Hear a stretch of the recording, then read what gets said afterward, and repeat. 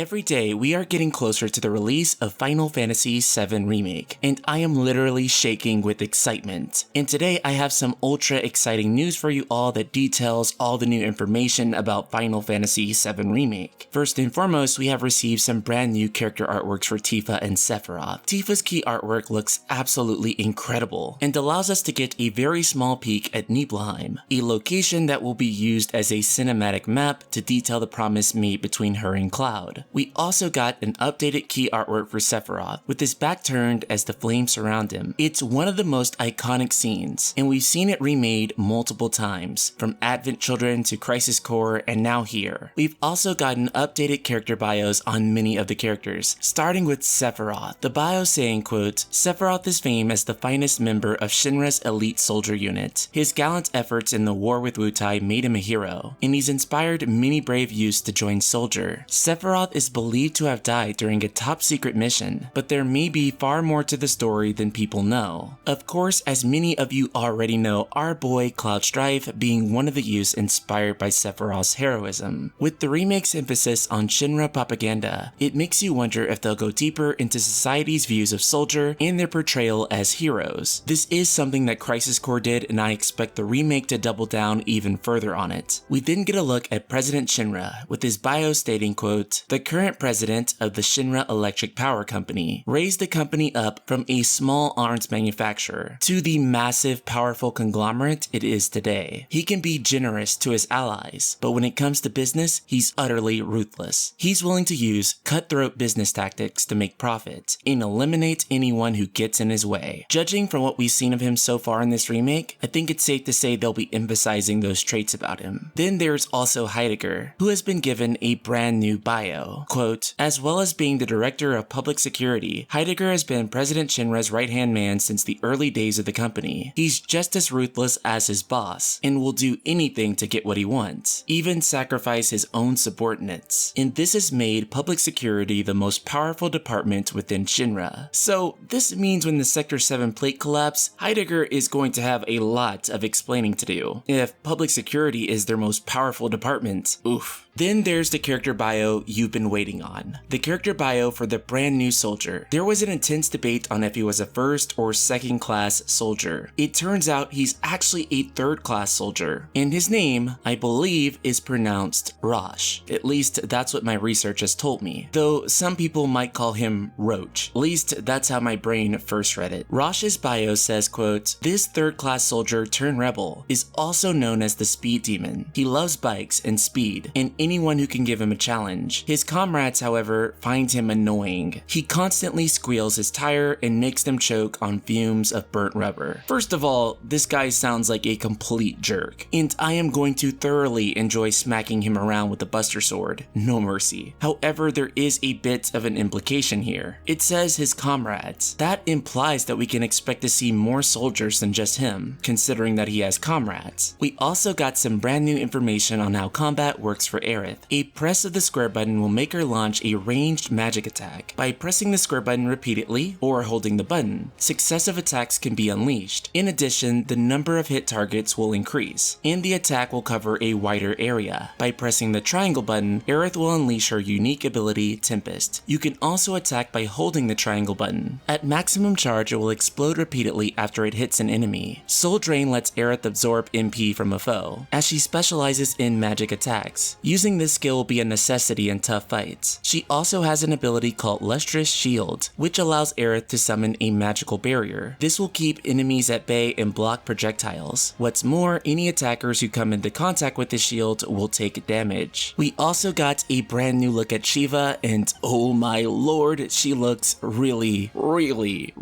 good. It's said that she skates around the battlefield and manipulates the air to freeze enemies in the blink of an eye. Once summoned, Shiva will fight automatically, but you can also issue commands to her to use special abilities. Heavenly Strike creates a giant glacier and smashes it down onto an opponent. Shiva's iconic move, Diamond Dust, also returns and encases enemies in ice. Final Fantasy VII Remake is also set to feature new story episodes that weren't present in the original. While this is something that we've known for a while now, Square Enix has commented on what they mean by this, saying, quote, "Final Fantasy VII Remake takes many locations from the original game, game and redesigns and reinterprets them to add additional depth. The story is more detailed too, with more dialogue, story sequences, and a greater portrayal of citizens' lives. Of course, this is one of the most exciting aspects of Final Fantasy VII Remake. It's insane to think that even though you might have played the original Final Fantasy VII 1,000 times over and know every single detail of the story, it's still legitimately possible to spoil this remake for you. And it's going to have brand new things in it that are going to keep you on your toes. The train graveyard is given as an example of this reimagined story content. It's said that, quote, originally used during the construction of Midgar, this area has become a junkyard for old and abandoned trains. Strong winds make the rusting carriages creak and groan, and odd high-pitched sounds echo over the area. In the original Final Fantasy VII, there was actually no dialogue in this area, with it functioning mostly as a maze. But now, in Final Fantasy VII Remake, Square has confirmed that the characters will converse as you move along and explore the maze of the wreckage, and there are brand new cutscenes in there, such as the ones where Tifa and Aerith hold on to Cloud, as well as one of these scenes where Aerith seems to be petting one of the ghosts. Weird flex, but okay. Also, the epic 70-story skyscraper located at the center of Midgar, that is the Shinra HQ building, of course returns, and it's one of my favorite locations and scenarios in the entire game, with Square saying, quote, up on the upper levels you'll find the offices of President Shinra and the directors, and a memorial floor, where you can learn all about the history of Shinra. Alternatively, head to the Visual Entertainment Hall, where you can see the latest technology being demonstrated.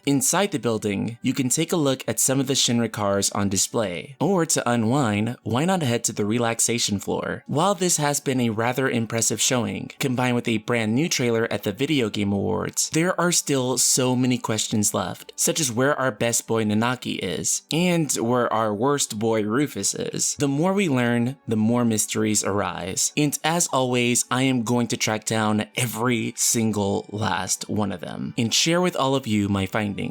So Ultima Weapons, what excites you the most about this update? Are you curious to see more of these locations remade in beautiful current generation graphics? Or are you more excited to fight the brand new third-class soldier Rosh? Subscribe, click the bell icon, and let me know in the comments below. And of course, this video was made possible by my patrons over on Patreon, particularly Sam Rione, who I got to meet this weekend while I was on vacation. I want to give a huge shout out to you, man. You're completely awesome, and thank you so much for supporting the channel. And if you'd like to support the channel directly, there's a link in the description below. Shout out to Sam Rione and the rest of the Ultima community.